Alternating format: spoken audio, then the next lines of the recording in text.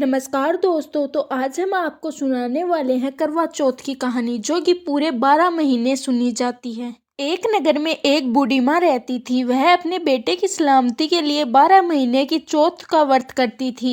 हर चौथ को पसारी से थोड़ा सा गुड़ और घी लाकर 4 लड्डू बनाती थी। एक बेटे को देती थी, एक पूजा के लिए रखती थी, एक हथकार के लिए निकालती थी और एक चांद उगने पर खुद खा लेती थी। एक बार उसका बेटा ताई से मिलने गया। एक बार उसका बेटा ताई के यहाँ गया था। ताई ने उस समय वैसाखी चौथ का व्रत कर रखा था। तभी उसका बेटा ताई से कहता है, माँ तो बाहर है, चौथ का व्रत करती है। ताई से कहती है कि तेरी माँ तो कमाई से तर माल खाने के लिए 12 चौथ का व्रत करती है। अगर तू प्रदेश चला गया तो वह एक भी चौथ का व्रत नहीं करेगी। तभी लड़के को लगा कि ताई सच कह रही है। तभी लड़का घर जाकर माँ से बोला, माँ मैं तो प्रदेश जा रहा हूँ, तू यहाँ पर मेरी कमाई खाने पीने में ही उड़ा देती है। माँ ने समझाकर उसे रोकना चाहा, लेकिन बेटा नहीं माना। तभी माँ ने उसे साथ ले जाने के लिए माता चौथ की आंखें दी मुसीबत और कहा कि अगर तुम पर कोई भी मुसीबत आए तो आंखें तेरी मदद करेंगे। वह आंखें लेकर रवाना हो गया। घूमते हुए एक नगर में पहुंचा। उसने देखा कि एक बूढ़ी माई रोती हुई जा रही है और पुआ बनाते जा रही है। उस रोने का कारण पूछा तो बुढ़िया माई ने कहा, बेटा इस नगर की पहाड़ी में एक दैत्य रहता है। पहले वह नगर में आकर कई लोगों को खाने के लिए मार देता था, लेकिन राजा ने इसका उपाय निकाला और राजा हर घर से एक आदमी दैत्य के पास भेजता है। और आज मेरे बेटे की बारी है, इसलिए रो रही हूँ और उसी के लिए पुए बना रही हूँ। तभी बेटा बोला कि तू ये पुए मुझे खिला दे, तेरे बेटे की जगह मैं चला जाऊंगा। बुढ़िया माई ने खीर पुए उसे खिला दिए।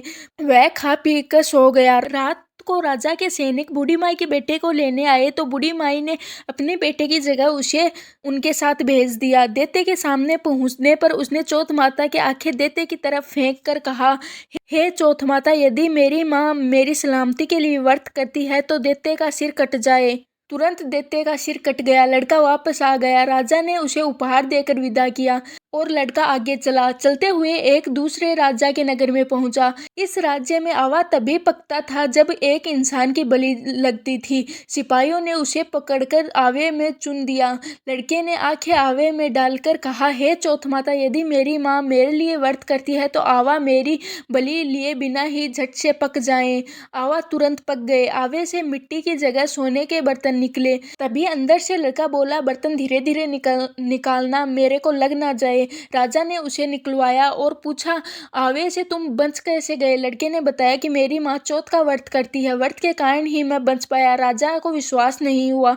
उसने एक चांदी की सुहारी मंगवाई और कहा, सुहारी की नली से निकलकर दिखाओ, तभी मुझे विश्वास होगा। लड़के ने चौथ माता को याद करके आंखें सुहारी में डाल दिए और कहा, हे चौथ माता, मैं बहुरा बनकर सुराही से निकलूं। लड़का भरुआ बनकर सुराही से निकल गया।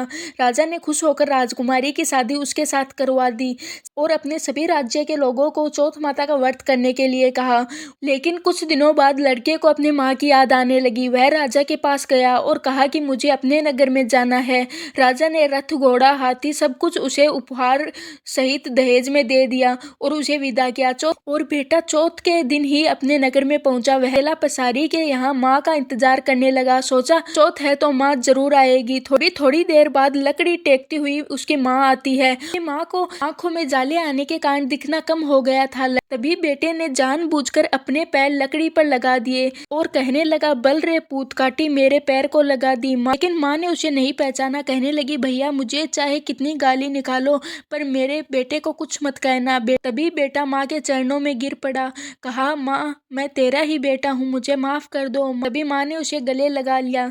नगर के लोगों को भी विश्वास नहीं हुआ कि वह उसी का बेटा है। तभी बूढ़ी माँ ने फिर से करवा चौथ का व्रत किया और चौथ माता को याद करते हुए कहा, हे चौथ माता, यदि मैं अपने बेटे के लिए व्रत करती हूँ तो मेरे संतन में दूध भर जाए और उसकी धार मेरे बेटे के मुंह में गिरे। तभी माँ के संतन से दूध की धार निकलकर बेटे के मुंह में गिरने लगी।